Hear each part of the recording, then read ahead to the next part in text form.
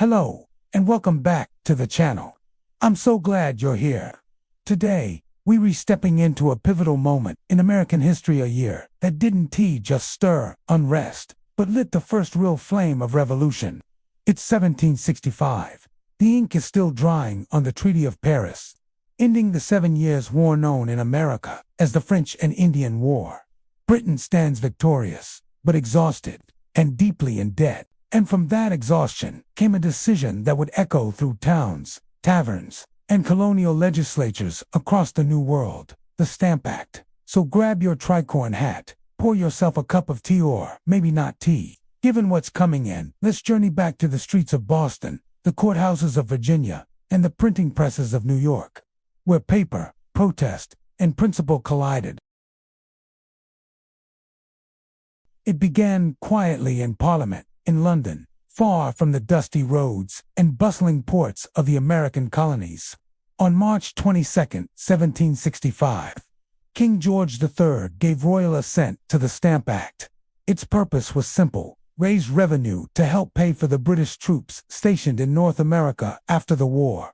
But its method revolutionary, and not in the way Britain intended. For the first time, Parliament would directly tax the colonists, not through trade duties hidden in the price of goods, but through an internal tax on everyday documents: wills, newspapers, legal contracts, diplomas, even playing cards.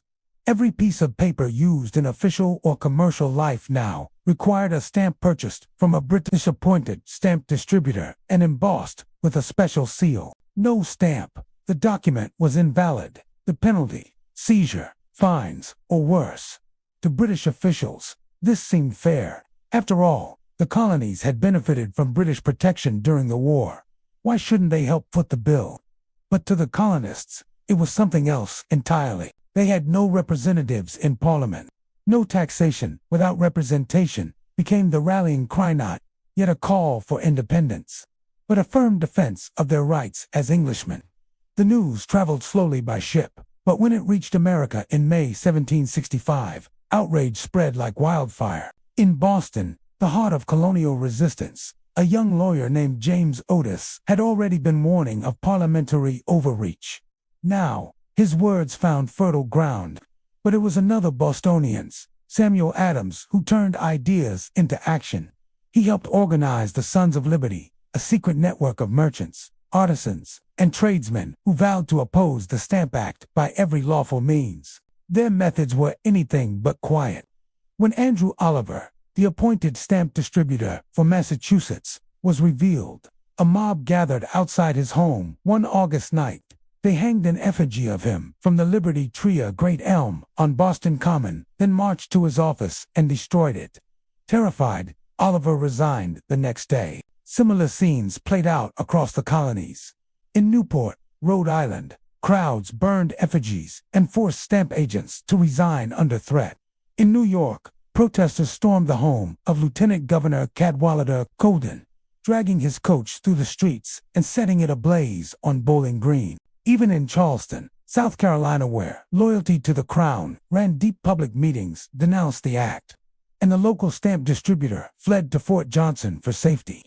But resistance wasn't only in the streets. In Virginia, Patrick Henry stood before the House of Burgesses in May 1765 and delivered a fiery speech that stunned his fellow legislators. Caesar had his Brutus, Charles I, his Cromwell, he declared, and George III. He paused as cries of treason rang out, may profit by their example. He then introduced the Virginia Resolves, asserting that only the colonial assemblies had the right to tax Virginians.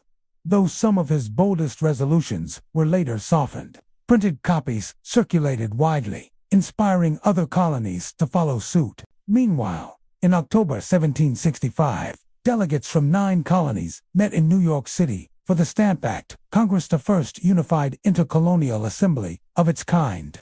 They drafted a petition to the king in Parliament, respectfully but firmly stating their grievances. They acknowledged Parliament's authority over trade, but denied its right to impose internal taxes. It was a moderate stance, but the very act of meeting together signaled a new unity among colonies that had long seen themselves as separate entities.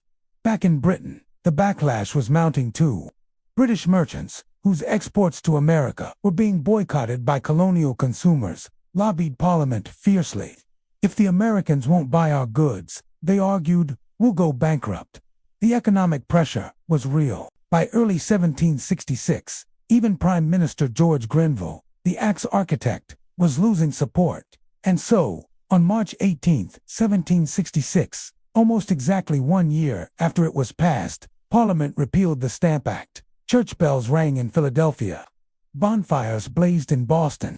Colonists toasted King George as their royal deliverer. For a brief moment, reconciliation seemed possible. But the victory was bittersweet. On the same day, Parliament passed the Declaratory Act, which insisted it had full authority to legislate for the colonies in all cases whatsoever. The message was clear. We'll remove this tax, but don't mistake our retreat for weakness. The Stamp Act may have lasted less than a year, but its legacy endured. It taught colonists that collective action could force change. It birthed organizations like the Sons of Liberty that would lead future protests.